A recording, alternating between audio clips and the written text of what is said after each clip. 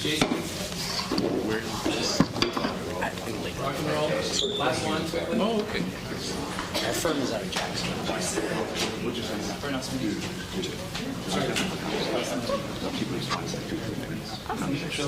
Again, last panel, then we can do the breakouts. I'll explain how the breakouts work. Breakouts are the most important part of what we do. So I'll explain.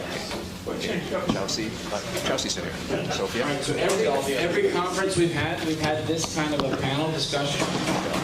Hit these themes of optimizing, because I was in the family office for 10 years, and we were dysfunctional in investing, and even more so in philanthropy.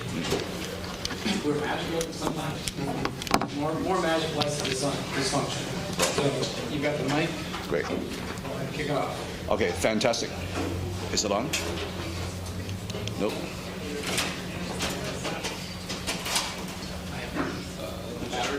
We just switch the batteries out. Barry? Here, take Cool. this. Got it. Super. Okay, great. Fantastic. We got half an hour, right?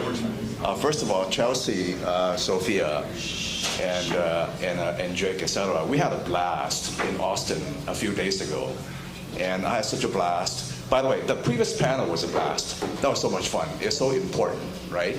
And reminds me of the, I gave a keynote on global geopolitical turbulence and implications in Dallas 10 days ago. And I cover a lot of stuff. Okay, there's a lot of stuff going on in the world.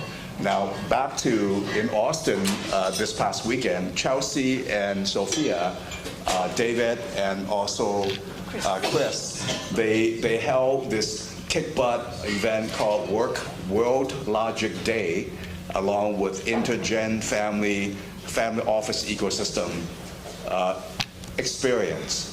And it was so interactive. It was so much fun. Mostly millennials, some Gen Z, a few elder gray hairs like myself, but mostly millennials. And I had so much fun, including the after parties, the private reception here. Now here, we're just gonna have a conversation, reflecting a little bit about what's important from Chelsea, who is a millennial. I know, Chris, you're probably in the crust of being a junior Gen Xer, just for fun, conversation's sake, right? Or senior millennial. And Sophia, the work they do is super awesome. I love it. And some of you guys know that I'm like the chief mentor of next gen leaders. I love kids. Anyone under age 40 is like kids to me. My daughters are 26 and 23. Now, since the panel is about philanthropy, impact, including investing and your work, and next gens, I'd like to start off with Chelsea, okay? Tell us more about what's important to you when it comes to these three areas. It's freestyle. You could talk about philanthropy or impact. What's your definition? Next gens, how would you like to take your community forward? Thanks, Susan. What a question to start off with. I think one of the things that we have really seen over time is the next generation signals to us what is coming in the world, because they're the closest to the new things that are happening. So I love some of the conversations around climate. That wasn't happening, right, until we started hearing from the next generation and the concerns about the world. And I think with a lot of our work, we're really listening to them about concerns around AI. What does it mean if Google goes away? What does it mean if we're no longer using search? What does it mean if we have LLMs that are taking people out of the equation?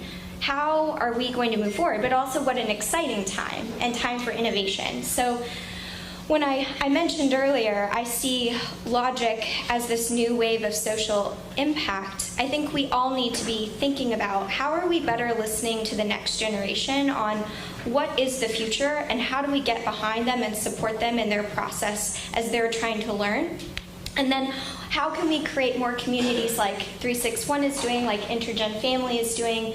You know, I'm a part of a lot of quote-unquote next-gen communities, right? I think that's a bit of a problem. We need to be working intergenerationally. Next gens have great wisdom to share. Older generations have great wisdom to share. Particularly within the family office ecosystem, we see that I think it's within 3 generations, your family will break down 80% of the time, both your finances as well as your relationships. If we start working together, what could the world look like differently, and how can family offices play a part in those next wave for the future? Sophia, so your perspective, tell us about intergen.family. What's your mission? I mean, it's very interconnected to the topic here. Thank you for that. Yeah, I really absolutely love the panel. That we're asking these questions is so important. So Intergen, we're a learning and action network, and we're actually fundamentally asking questions about our very infrastructure, right? We're talking about, well, this is what Indy Johar brought from Dark Matter Labs when we were together in Austin. This is not a create a new light bulb moment. This is an electrification of New York City moment. It's a moment of actually creating the foundational infrastructure that will actually give us what we need beyond what we've been currently doing. So it's not about innovation, it's about future. So futures and futuring, we're bringing these conversations into the family office space and inviting family office to be, we see them as uniquely qualified to actually build that future. They're uniquely qualified to see the uninsurability of assets, and hearing from, anecdotal stories, some wise people saying, I expect to lose 90% of my wealth, perhaps in my own lifetime, right? As you see the uninsurability trends, the instability, when you're looking across your portfolios, doing nothing is riskier than actually doing something new. So here we have this combination of futures of the rising generations that have been asking these questions. For the more spiritually minded, we've got this community of asking, what does it mean to go from family karma to planetary dharma? Right? How my family created a wealth and perhaps created damage around it, right? How does it become now my ability to respond, my responsibility to actually generate new legacy, a new wave of wealth, now addressing what they feel and they feel called to address, but that's uniquely related to one's purpose.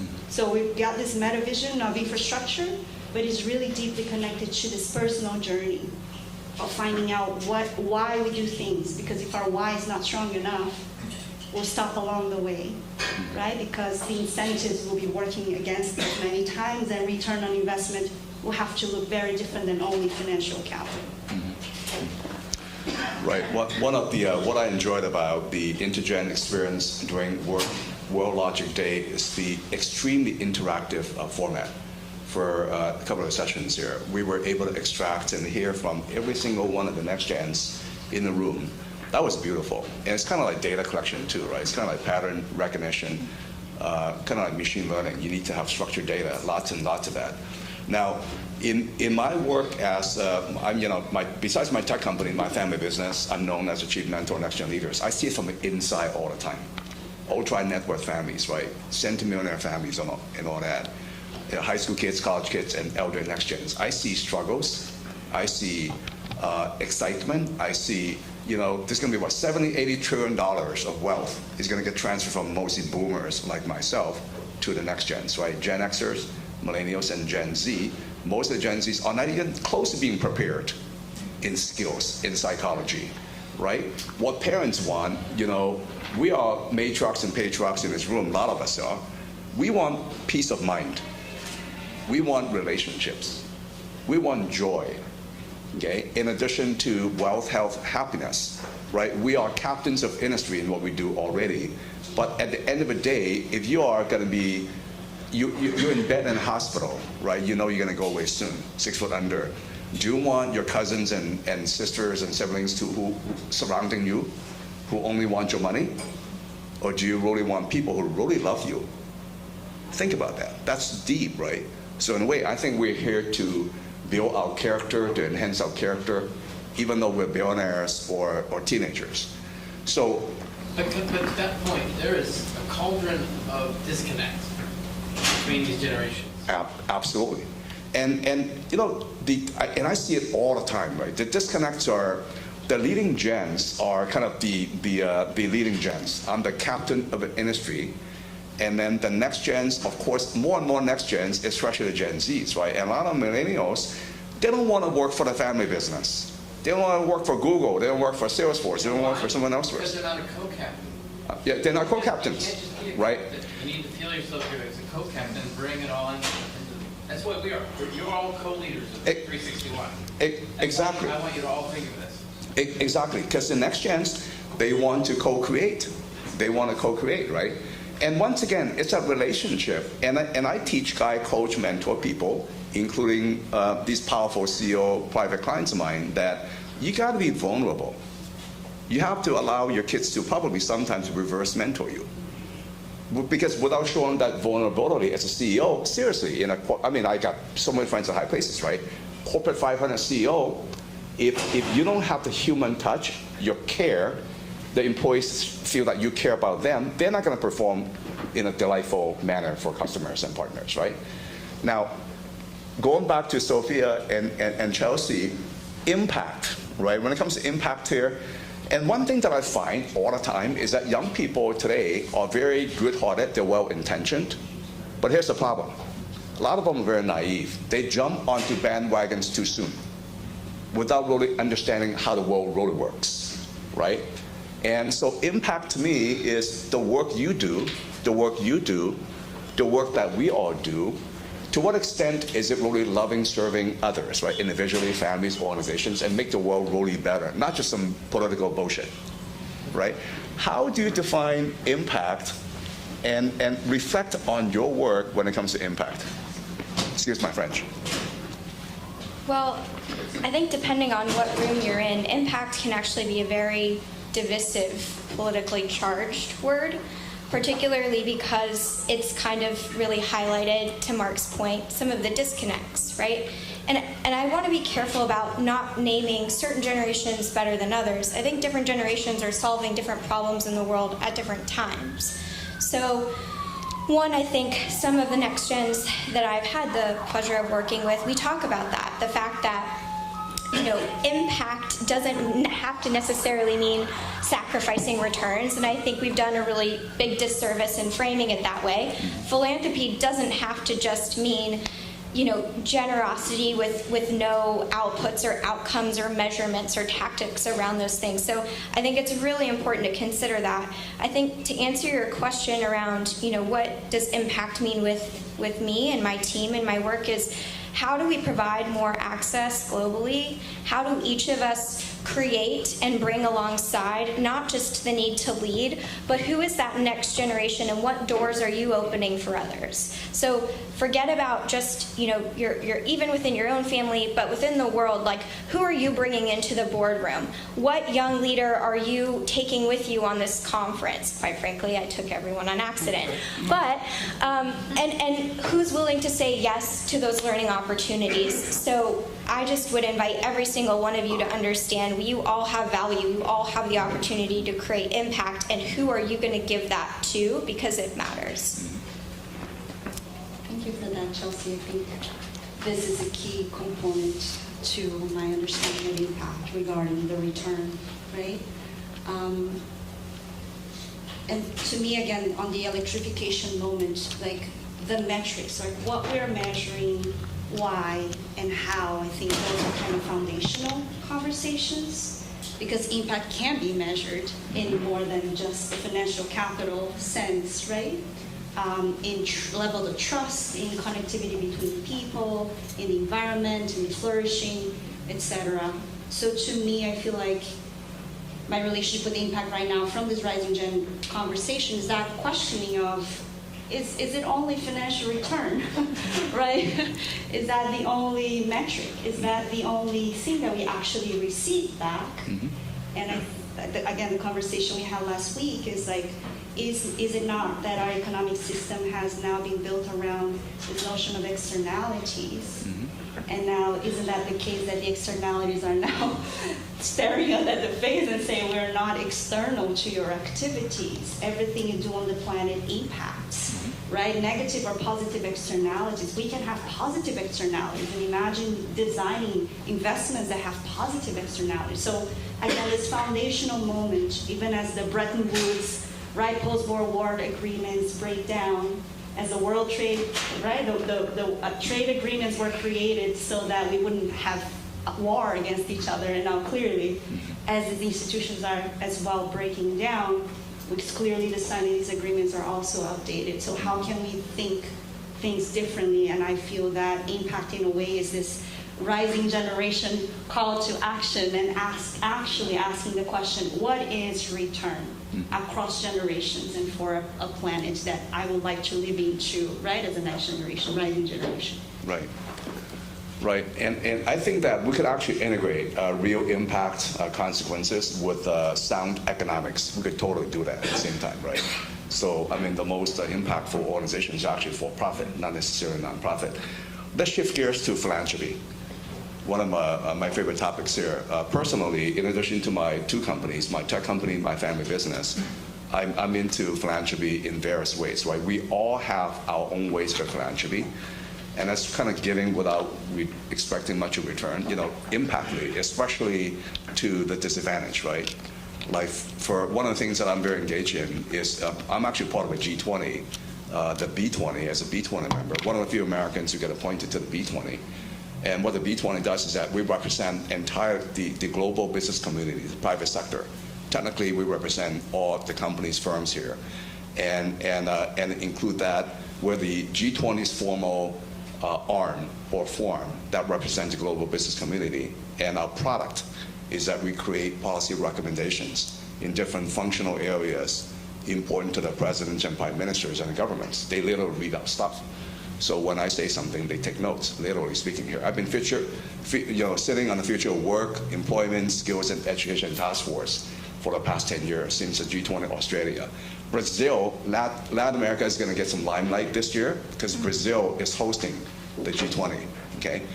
And it's philanthropic in a way because what we do, I feel, is that we're literally benefiting billions of people indirectly and countless businesses, right? The world could use some help, especially economically and socially as well.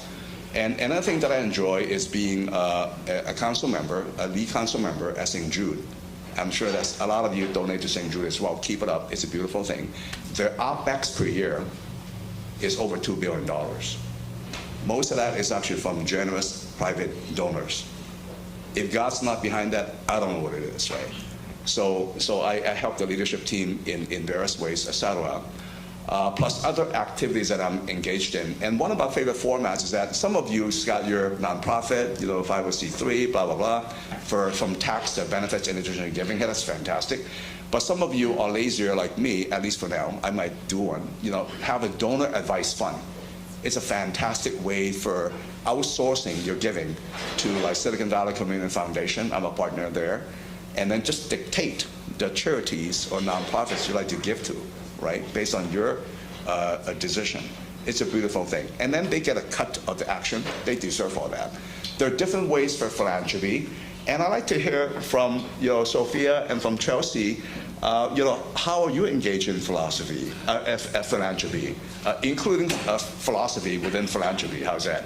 And how are you inspiring, motivating your communities to do so? So I love this question mainly because it gives me the opportunity to highlight someone in the room, and that is Paris Tingley. Over a little decade ago, we are a team of 5 women under the age of 30. I think our executive director had just turned 30, and we raised $10 million in 24 hours for 750 nonprofits because we leveraged technology and developed a giving platform. And then our 22-year-old selves walked into Google, and before corporate social responsibility was a thing, said you should believe in us and generosity matters and this will help your employees. I think they told us no 5 times. Eventually they came on board. To date, that's raised over $150 million for the city of Austin. It then scaled to Giving Tuesday in the Southwest, and I don't even know how much it's done. But my point is that was my entrance into what philanthropy could mean, and more importantly, why philanthropy could be really impactful in the city and in the world. A few things I'll touch on. You know, I started our family foundation as a part of our family office as opposed to doing a DAF or just giving to nonprofits, because again, I wanted to look at how to open up other doors. So what I would encourage you all with your own family foundations is to look at, can you have an advisory board? Can you have a next gen council? Can you add additional people that they get the learning opportunity? Do some of the things that like Mark's doing with allocator sessions, right? Can you be philanthropic in community and collaborate and learn together? Because philanthropy is not just about what you're passionate about and what you love, it's also about what the world needs right now. The last thing I'll kind of share, which is something that I think Wolf has been to several 361 events. He's, I think, the GP of Ohio Impact Fund. This came out of Wolf Star. Yeah, Wolf Star. Selling right here. He feels. I feel like he is. It came out of World Logic Day this year. One of the things that we're excited to launch as a part of, and in collaboration hopefully with Intergen as well and with Logic Tree, is a way in which DAFs can be used as educational tools for your next generation and even into social enterprise. So I would encourage everyone to explore. There are ways to learn about philanthropy as well as investment into social enterprise, and we need to be exploring different structures because our current structures have been so siloed with philanthropy. I'm going to be bold and say some statements that are charged, sorry. Philanthropy and women and girls over here, and investment and men of the family office over here, and that's no longer the world we're living in. So how do we all work together, and what are the new structures and new waves and new intergenerational collaborations that can fuel what we want to see in terms of philanthropy? Even on that, you and Olivia also have some principles that go to that. Maybe you could elaborate, including getting mentors outside of the family. Yeah, so Olivia Dell, who joined us as a co-chair in World Logic Day, just I guess it was a couple of days ago, we really did some deep diving into our own families, own next-gen practices, what was working, what wasn't working, and what's really critical is a few things. So the few things that we found are non-family member mentors, so people like Jason. The next-gens that had other people in the family office or impact investment and philanthropy ecosystem that were not a part of their family, where they could kind of get over the term that we call imposter syndrome. That made a dramatic difference when then they came to the table to their family to co-lead or be a part of something because they felt more prepared. The second really key indicator is a grandparent or an elder ally, which I know Intergen does a lot of great work in facilitating kind of who are the elders of the community, who are the elders, where's the wisdom if I'm speaking on Logic Tree, right? How are we capturing that wisdom and sharing it? And then the last best practice is community, in-person community. Are they in events with people? Are they learning? Are they, on nonprofit boards? Are they giving philanthropically or investing philanthropically in community? Okay, philanthropy.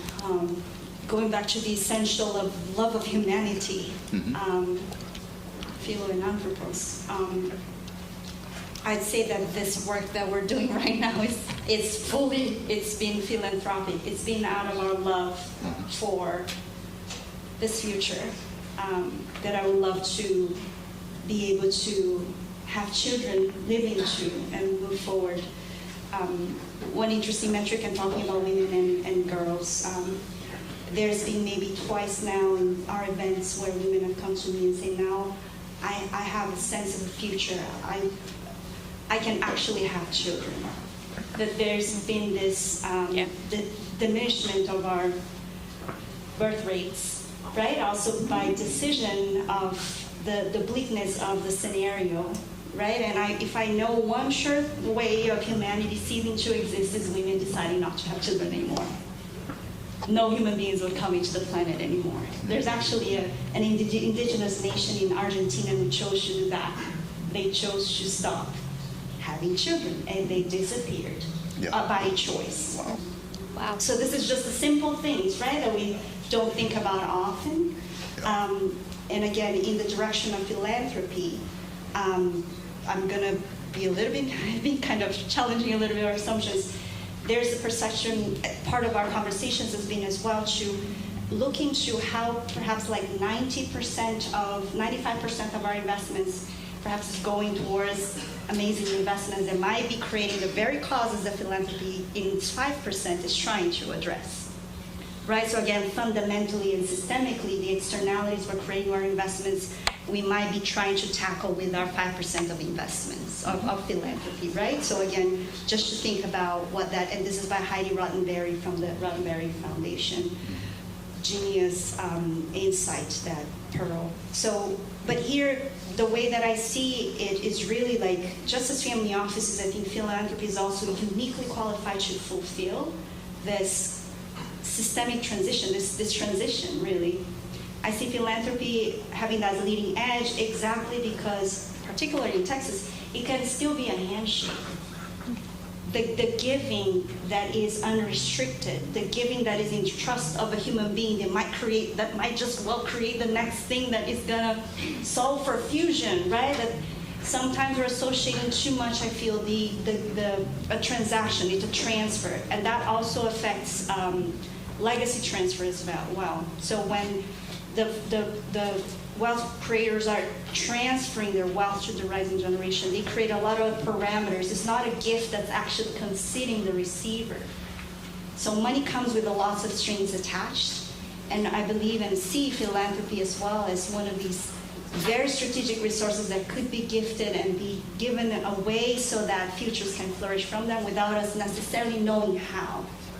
Right? So there's that leap of faith and trust that I feel that is part of where it came from as well, as a word, as a word of humanity. So Jason, just a few more minutes. Yep, absolutely. And we have had 0 questions so far, which is a big. Oh, okay. Why don't we jump to, I guess, like presidential debate, a closing statement. How's that? 1 minute each per person. In terms of questions. If you like questions. Oh, question first? Got it. Well, you had questions. Sure. But anyone else that hasn't had a voice yet?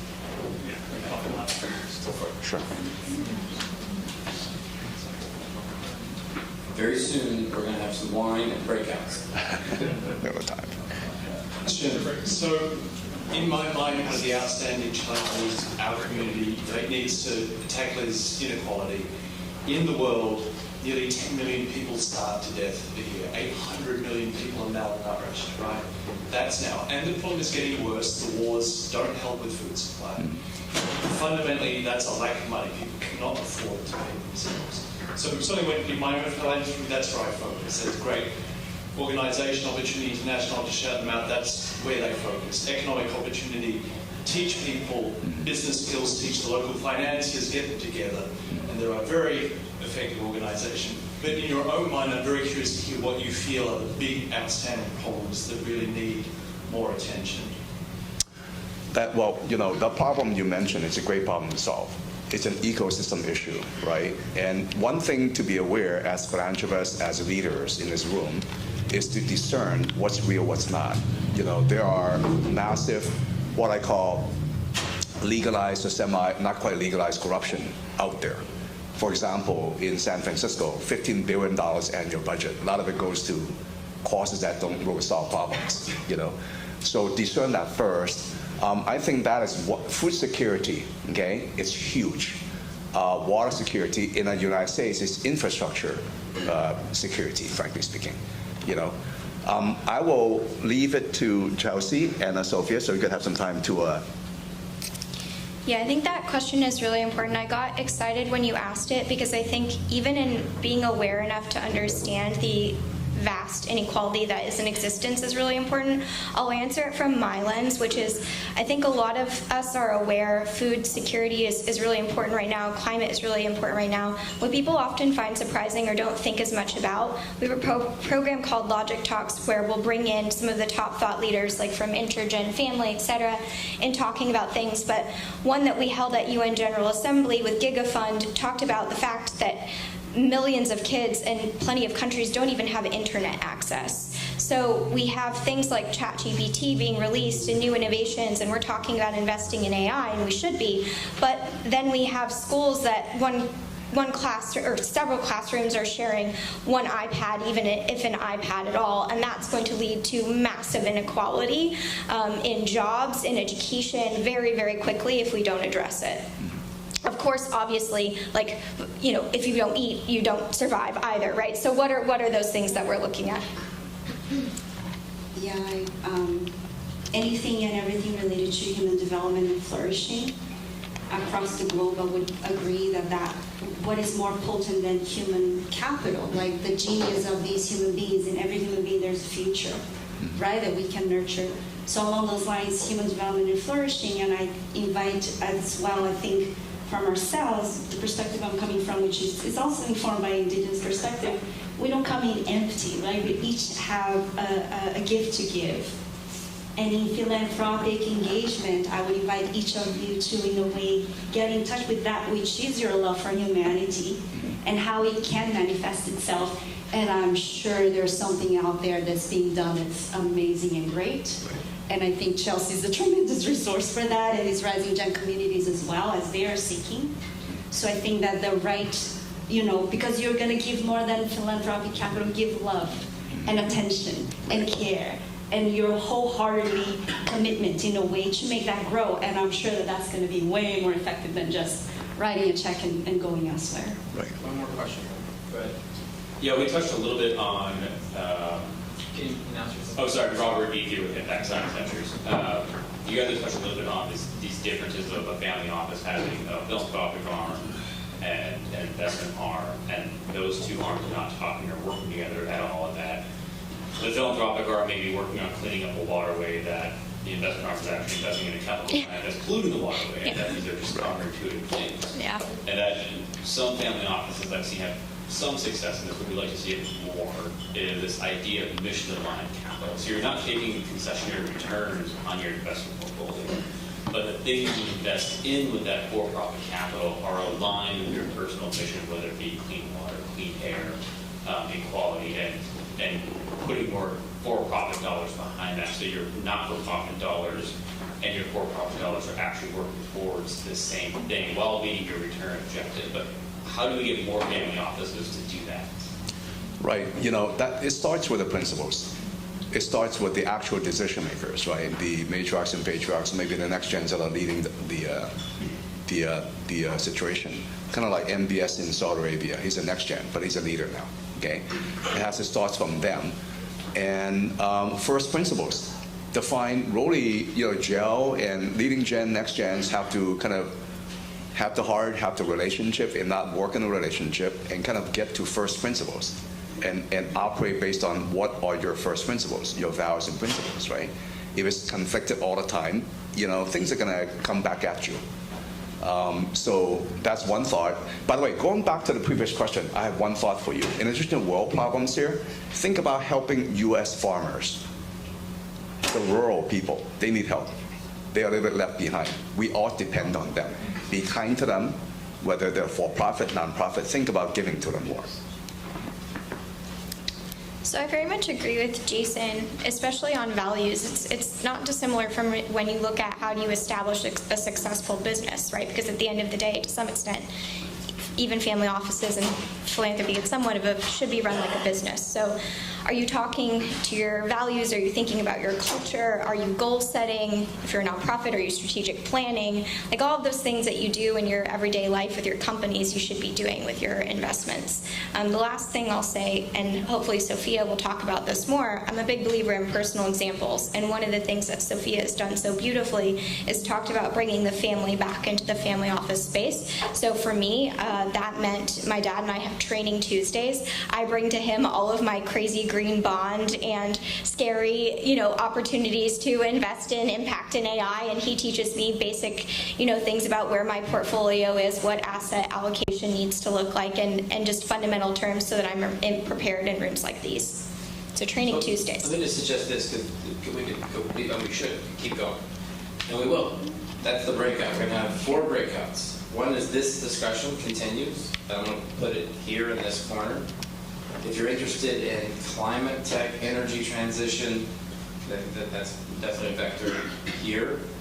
If you're interested in Stephen Burke, understanding his wisdom of what the best, he's shaking his head, but let's say public-private markets broadly over in that corner, and then this whole discussion of AI, quantum, or just broadly tech. And we've got some really interesting people in the room that haven't even been on the panel over there. So the impact philosophy, philanthropy here, climate tech, energy transition there, the markets, bless you, over there in the corner where Jim Hawk, hand up, this guy's hand up. It's just like the public and / private markets, and then the AI quantum continuation discussion in that corner. So 4 breakouts. The way they work, first get a drink, or let's get a Coke, whatever. Coke buddy.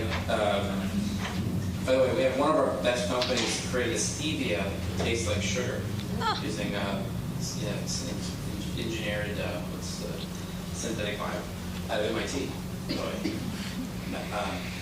But give it a drink. You want go to a table and everyone introduces themselves. That's step 1. That comes from our alumni networking heritage. And we used to say offers and asks, but now we're like, okay, we all want to help. So don't talk about how you want to help. Just talk about who you are and maybe what your asks are, and then how we can help each other, and then what we want to do programmatically in these 4 themes today. And by the way, in Miami, Robinhood, co-founder Peter Borish, they a couple $100 million budget, very sophisticated thinking on how they approach philanthropy. And he thinks they're not taking out risks. They need to have venture philanthropy. Like there's too much money is going into the old schools. And then hopefully Consuelo comes, but we want to have a summit, like an all-day at the Vanderbilt Museum in New York. And it's important, the Intergen, you got to have all the generations there. Absolutely. You can't just have the next gens. Yeah. And I have this game show I really want to do. That you have one room is let's say matriarchs and patriarchs, and then the next gen, and you have to sort of guess who said what. And then I'll come back to the general audience and see how that worked. Sort of like the dating game, between generations. Anyway, go take a break. Take 10 minutes from now. Let's go to these breakouts and have these discussions. So Come join our 361 firm community of investors and thought leaders. We have a lot of events created by the community as we collaborate on investments and philanthropic interests. Join us.